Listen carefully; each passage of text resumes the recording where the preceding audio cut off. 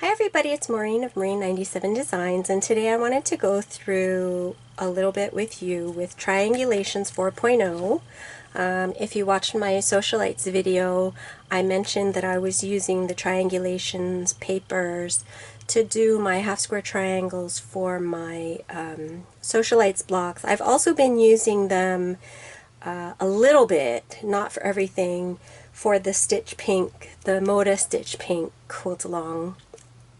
A lot of the instructions for the Stitch Pink have just been to actually cut the triangles and then sew them together, but where there's a place where you can actually cut a square and then sew it on the diagonal and then do the two diagonal lines of stitching and then cut it apart to make your half square triangles. I've been trying to do that and using my Triangulations printed papers so that I get the best possible finished product, because I'm still a beginning sewer.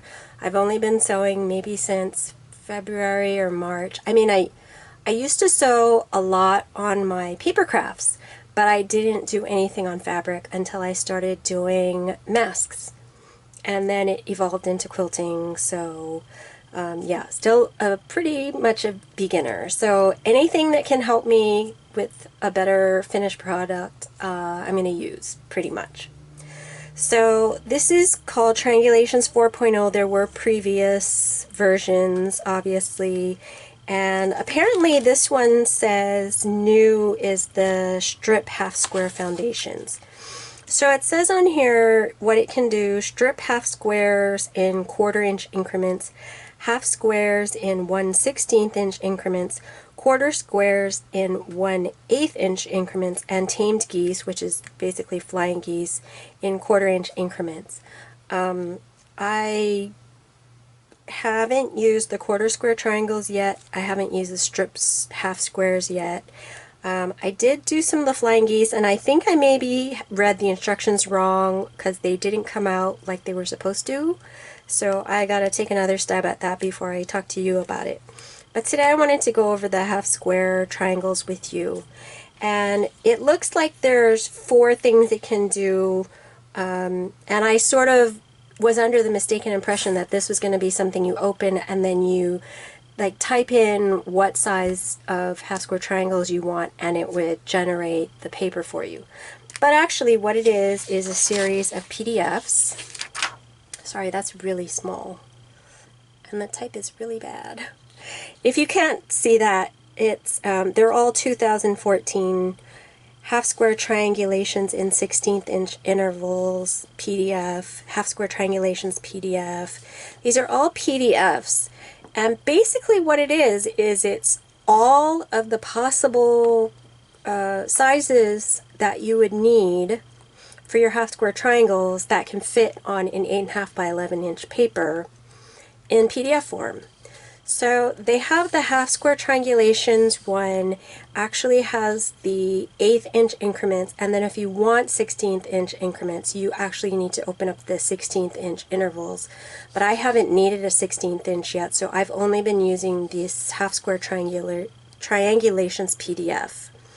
And then there's the quarter, the strip, the flying geese, and then they actually have a bonus thing here, which is some patterns with that you can use the triangulations to make your whatever it is, half square triangles, quarter squares, and make patterns with it. So they give you those free patterns. But like I said, they're all just PDFs.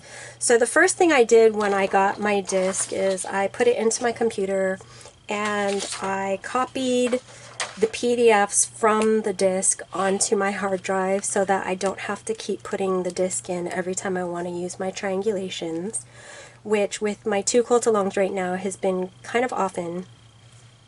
So what you do is you just open up the particular PDF that you want. Like I said, I just used the half square triangulations, which is in 1/8 inch increments. So that includes whole inches, half inches, quarter inches, and 1/8 inches. So for my project today that I'm working on, I needed a cut size of 2.5, let's say. that's just an example. My other paper is different. So when you print out your triangulations, it's going to look like this. And it actually does have these little pictures in purple. Of course, you can print it in grayscale if you want, so you save a little bit of your colored ink. But what they do is they tell you what the cut size of the square is, which here is 2.5. Then they say what the sewn size is, which is your half square triangle after you've sewn it and cut it apart and opened it. And that's 2 1/8. And finished size is after you have sewn it together. So it basically just takes a 1/2 inch off of the sewn size, because that's your 1/4 inch seam allowances. So the finished size of this one is 1 5/8. And then what they do is they basically fit as many squares onto an 8.5 by 11 sheet of paper that they could, based on the size. So of course, if you're doing a 1-inch cut square, you'd have a lot more squares on your paper than if you're doing a 2.5. And the biggest one, you get maybe 2 or maybe even only 1 on a sheet. I haven't done any that big yet, but yeah, so of course you have to print out more if you're doing bigger triangles. So this is basically what it looks like, and it's whole. And then what I do is I just trim it down to however many squares I need. If I'm gonna have 4 squares of each fabric, then I'll just cut these 4 out. And it's up to you whether or not you want to cut it nicely, like with a ruler and a rotary cutter, or if you want to just loosely cut it with a pair of scissors, and then you're going to have some waste. So if, like, for instance, if I cut out these 4 with a scissors, I would cut it a little bit larger, so I would waste these squares all around it, but I'd still have these 3. The thing is, I kind of don't mind the waste as much, because I don't want to end up with a whole bunch of these leftover pieces. I'm really sorry for the wasting, but the paper is really cheap. My ink, I have an EcoTank printer, so the ink is pretty cheap.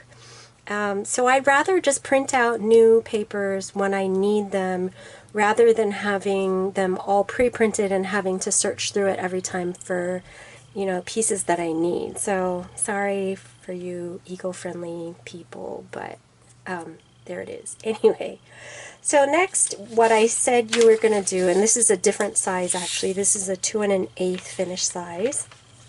This is like what I said, I would just cut out roughly with a pair of scissors however many squares I needed, and I need, in this instance, 5. Oops, sorry, I was a little out of frame there.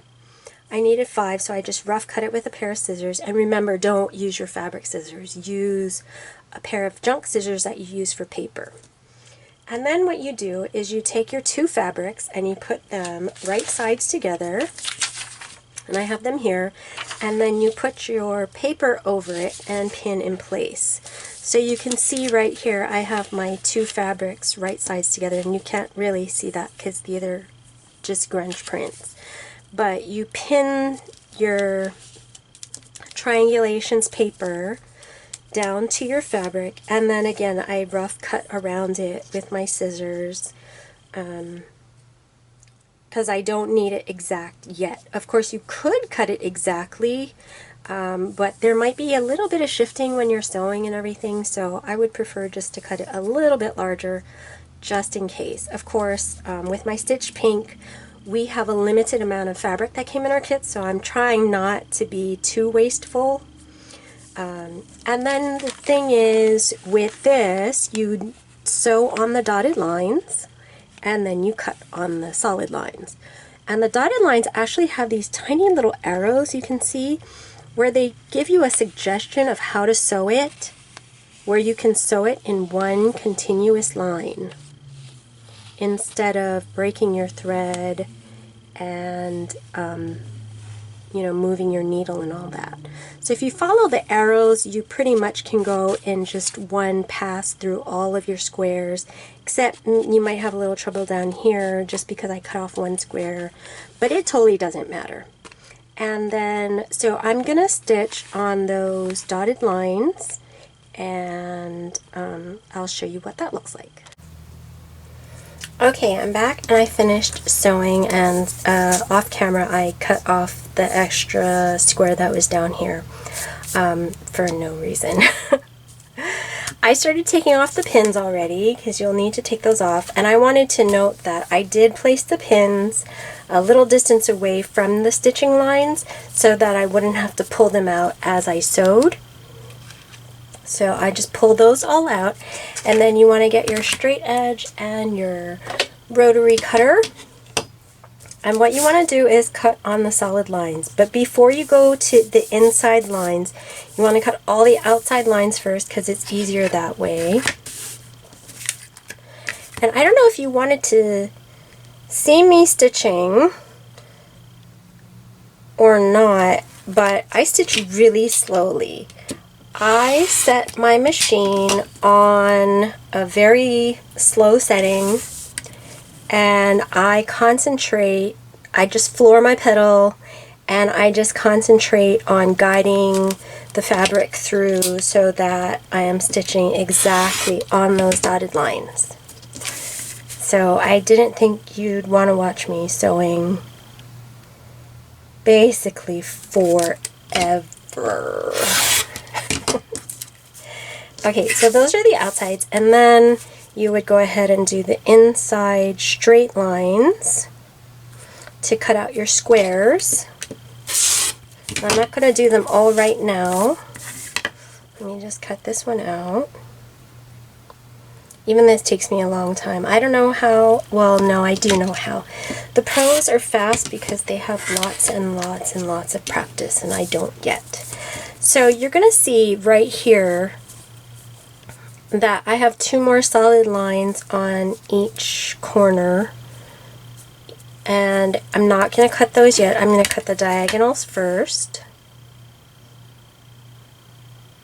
And I really like that about this Triangulations format, is that it has these, because what those are, and you just, after you cut the diagonal, then you cut off these little bits on that solid line, and you don't need a ruler or anything for this. It's pretty easy to cut.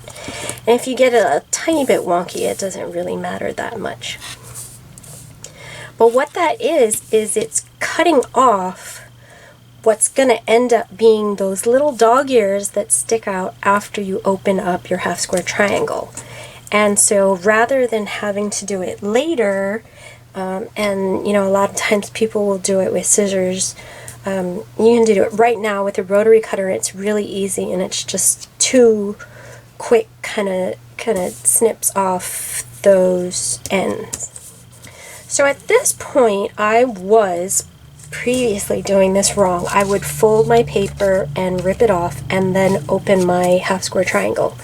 But I went back just for you guys and read the instructions, which I guess I should have done before. But I read the instructions, and one of the things I actually did wrong according to the instructions was they suggest putting the paper against the lighter fabric, because you're going to want to press to the dark side, and if you put the paper on the dark side, you'll be folding up your dark fabric and your paper. Whereas if you do it on the light side, you'd only be folding up your fabric, which would help because that paper does add a little bit of bulk in that seam. So yeah. But anyway, the reason why they say to leave the paper on is because you can go ahead at this point, and I know this is bias, but I'm able to do a really good job finger pressing this open because the paper is there helping to stabilize the fabric and making it so that it doesn't stretch out of shape. Oops. Well, you want to make sure you do that correctly though. The thing about doing it on the wrong side though is that I now have creased the paper and I can go ahead and rip it off. And sometimes that happens where I don't get a clean rip at the beginning. Just go back and do it again. And then I basically just, you can just kind of scratch these off, this like with your thumbnail. And then you have your nice half square triangle. And if you did a good job with your finger pressing, which I don't want to do it now because now that is stretchy bias, but if you did a good job with your finger pressing, you're going to have a perfect half square triangle with no dog ears. So isn't that cool? It saves you an extra step at this point because you don't have to do it. And I like that they give you the lines so you know exactly where to do it. You could always do it yourself if you're using other papers that don't have that mark, but you wouldn't know exactly the angle and how much and all of that. So I really like that the Triangulations gives that extra line to pre-cut off those future dog ears. So that's basically it. I think I might have forgotten to mention when you, oh, that's bad. Don't leave your rotary cutter open. When you first open each one of the PDFs for the half squares, the quarter squares, whatever it is, they give you the instructions at the very beginning of the PDF. Instructions on how to actually use the product, and then tips on printing it, which the main tip is basically print it actual size, don't fit to page, don't scale, nothing like that. You want it actual size. And so I really like that. If you ever forget how to use it, you can just go back to that PDF, just right at the beginning when it opens up, you can have the instructions right there to refer to them. And if there's any interest, I can go through maybe the strip half squares or the tamed geese in another video if you're interested in how those work. But they're basically the same, and the tamed geese is really interesting because if you look at this picture, you can do a single one like this, or you can actually do a whole strip of them together, and it tells you in the instructions how to do that. So that might be something interesting for a different video. But for now, that's all for the half square triangles. I hope you like this video, and if you're interested in buying the Triangulations 4.0, the least expensive place I have found was the link down below at Amazon. It's an affiliate link, just to let you know. Buying it through my affiliate link won't cost you anything, but I get a little bit of money back. And then, if you're wondering, I print this on blank newsprint paper, which I also bought at Amazon, and it was a pack of 500 sheets for about a little over $6. So I'll put that affiliate link down below as well. And if you do decide to buy any of these products, please use my links because that really helps me out. So anyway, thanks very much for watching. I'll see you next time.